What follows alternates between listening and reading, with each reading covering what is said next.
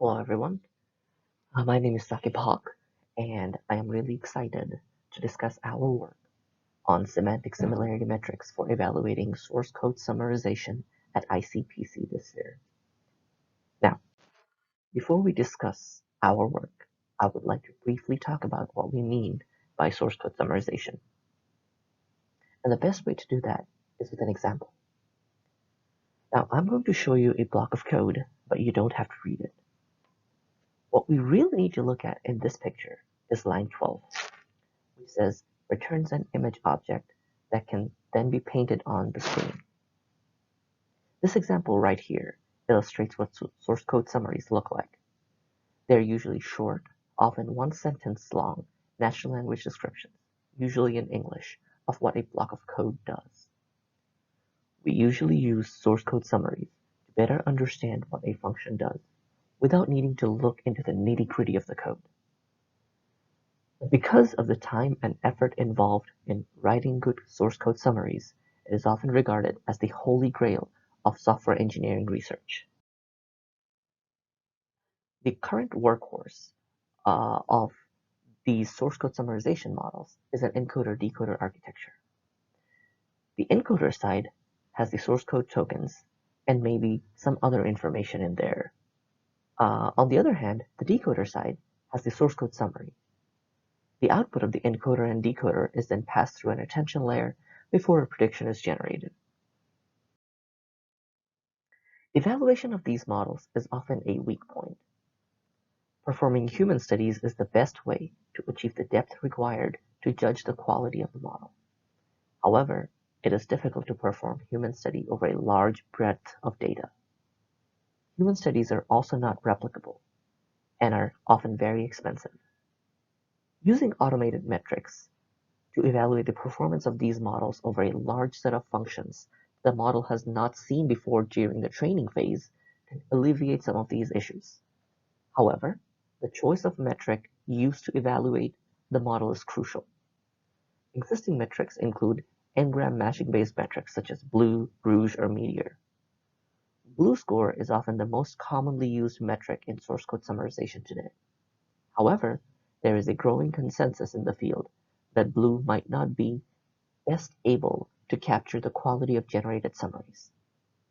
In this paper, we showcase the weaknesses of not only BLUE, but a lot of these n-gram matching-based metrics, and provide an alternate recommendation based on semantic similarity.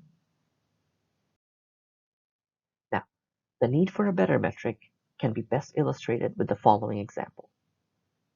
I'm about to show you a block of code, but you don't have to read it. What's important here is to note that the reference comment associated with this function is gracefully shut down the application. The baseline model that we had just seen previously generates the following predicted comment: exits the event. As discussed earlier, BLUE and other n-gram matching-based metrics will have a poor score for this output comment since they only have one common word. However, any programmer can look at these two comments and tell that they are actually very similar in meaning. So, we strive for a better metric that takes the meaning or the semantics of the words into account. We do this by using a human study. We recruit 30 professional software engineers for this study. We hired them via Upwork and stayed away from using Amazon Mechanical Turk because we really wanted to only recruit professionals with good experience working as software engineers, and not just some high schooler who's taken like one computer programming class. This figure right here shows the interface that our subjects see when they take the study. On the left, they see a source code function. On the right, they see the associated comment. Now, they do not know whether this comment is generated by the model or the reference comment. Based on the function, they are then asked to rate the comment over the following three criteria: whether or not the comment is accurate, adequate, or concise. We use a Likert score of 1 to 4, ranging from strongly disagree to strongly agree for these questions. These users are then showed another comment. So if they had seen the generated comment, for example, they will now see the reference comment and vice versa. But once again, remember that they do not know which comment is generated and which one is referenced. They are then asked to answer a fourth question, whether they think that the two comments are similar. Once again, they use a Likert score of 1 to 4, ranging from strongly disagree to strongly agree. We measure the degree of similarity between the user ranking and the metric score by computing the Spearman's rank correlation coefficient. This table illustrates the correlation coefficient of our study for the n-gram matching-based metrics. Now, there are a lot of numbers on the screen right now, but the most important number that we need to look at is the red highlighted box. This shows that the correlation coefficient of blue score is 0.7191. And it shows that how users rank the similarity between the two comments with blue score is clearly one of the least correlated metric when it comes to how they are ranking them. Furthermore, we perform a similar study on a bunch of embedding-based metrics. We take pre-trained sentence embeddings and pass both the reference and the predicted outputs to generate a vectorized representation of each comment and compute a cosine similarity and Euclidean distance between the two vectors.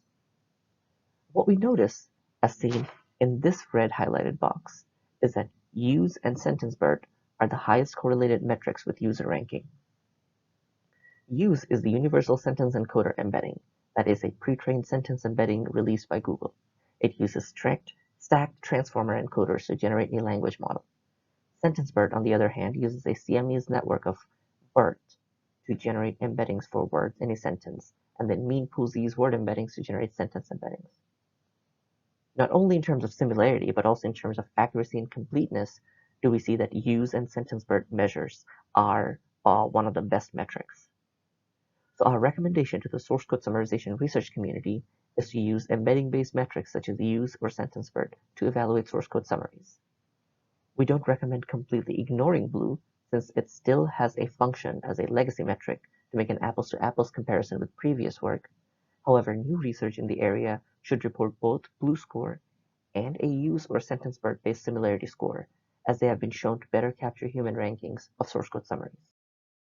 Thank you very much, and I am looking forward to have any discussions and answer any questions you might have about our work.